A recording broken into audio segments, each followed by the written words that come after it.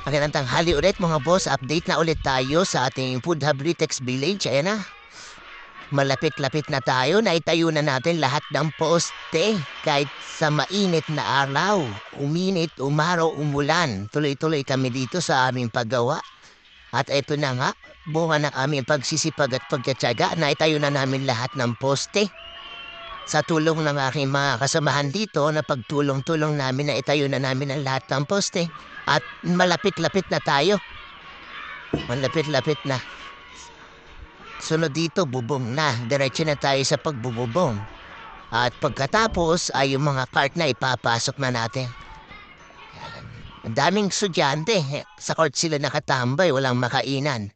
Di bale, mga kaibigan namin mga estudyante, malapit na pong matapos ito. At ito ay mapagsisilbihan na namin kayo sa Food Hub. Di na kayo lalayo pa para kumain, kung hindi, dito na sa Food Hub, napakalapit na.